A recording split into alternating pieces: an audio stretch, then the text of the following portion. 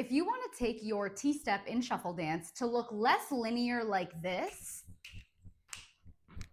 and to look a little bit more rounded and fluid and circular like this,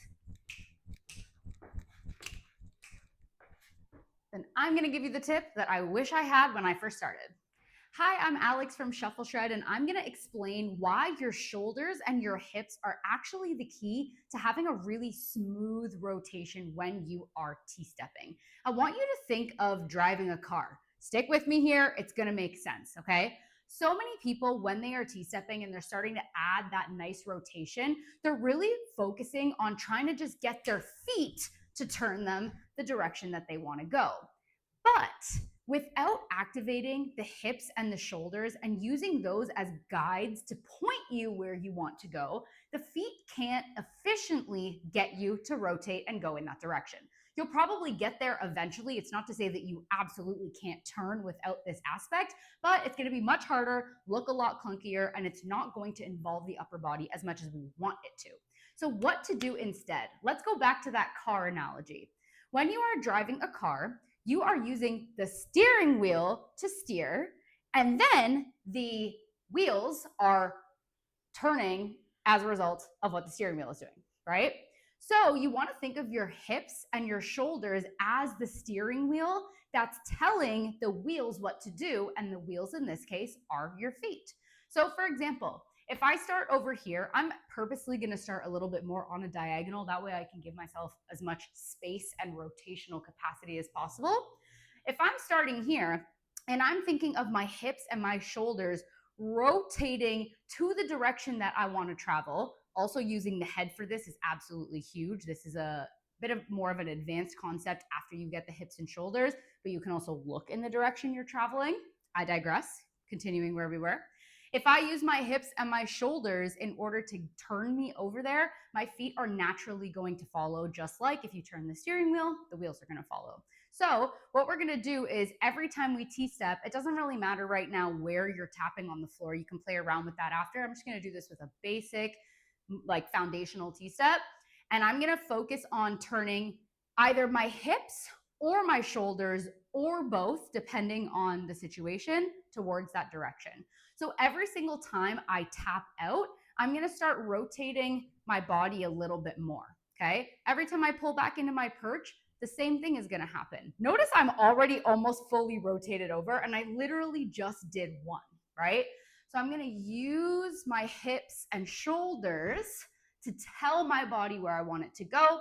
In this case, I'm hitting my running man to transfer, and now I want to go back that way. So I'm not just going to rely on my feet trying to get me there and my chest and shoulders, hips and shoulders lagging behind. I'm going to get them involved. I'm going to use the steering wheel, and I'm going to tell my body where to go, okay? So this can not only be used in a regular T-step, but it's actually a huge key to your reverse T-step. So if you are learning your reverse T-step for the first time, just a quick overview, reverse T-step is two things that are a little bit different. Number one, you're traveling the same direction as the base leg, whereas in a regular T-step, you're traveling the same direction as the tapping leg. Number two, you're initiating this step with the toe. So the toe is flipping out first, and then you're following and completing the movement with the heel after. So it would look like this if we were moving linear. Okay. So when we start to see shufflers who are just moving so effortlessly across the floor, they're rounding corners with such precision, and you're like, how the heck are they doing that? A major piece of what they're doing is using their reverse T-step, number one, but then using their chest and shoulders to guide where they want to go. So for example, again, I'm going to start facing to this direction so I have ample space to turn over to the other way. I'm going to do my reverse T-step here. And in this case, this is my left leg. It might be backwards too, but that's okay. It's just for demonstration purposes. I'm going to be going to that same direction. So left leg, I'm going to my left. And I'm going to turn my chest and shoulders to that direction as well. Watch how quickly, or you should see how quickly, it took me to my opposite side. I'm going to give another example facing the back. That way you can follow along. So if we're doing our regular T-step, in this case, we're going to start on our right side. We're gonna travel over to our left, and our left leg is gonna tap out. And we're gonna start slightly facing our right diagonal, again, to give us ample space to rotate around. So elevating the left leg, every time we tap, we're gonna rotate that chest and shoulders over to the direction we wanna travel, like this. Right? You could do 3 T-steps, you could do 2 T-steps, it's completely up to you, but the most important thing to know is that we got here using our chest and shoulders. Pulling up back into our perch from our running man, let's go the opposite direction, same thing. Our hips and shoulders are gonna get us there. Turn, turn, turn, Now we're gonna do the same example, but on our reverse T-step.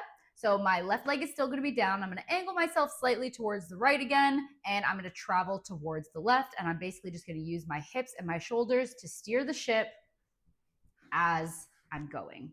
If you notice, I rounded a little bit more on the spot as well, rather than traveling so much further that way. So if you want to include on the spot T-steps or stationary T-steps, or you just simply want to take up less space, using your chest and shoulders and your hips to guide you is a great way to make sure that you can still have the skill and be able to travel around your space without having to travel far and wide.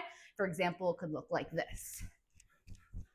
All right, so you can see that I'm moving, but I'm more so moving in a rotational fashion rather than really stretching out from left to right. All right, this one was short and sweet, but it truly is a tip that I wish that I learned so long ago, so I hope that it was helpful. If you want to dive deeper into T-steps, directional changes, micro-bouncing, rocking, Melbourne shuffle, and cutting shapes, because I do that too, highly recommend checking out my Footwork Blueprint course. I really break down all of the similarities and the differences and how all of these things intertwine so that you can move with more flow, more power, more control, and more direction in your shuffle dance flow. I'm gonna leave all of the details for that and all of my other programs inside of the description. I hope that this was helpful and that it gave you that mind-blown effect the way that it did for me. Make sure to subscribe and let me know if you want to see any other videos in the future. I always love to take recommendations. And yeah, Shuffle Shred is how you are going to become a more powerful, confident, and unique shuffle dancer. Keep watching for the next video, and I will see you then.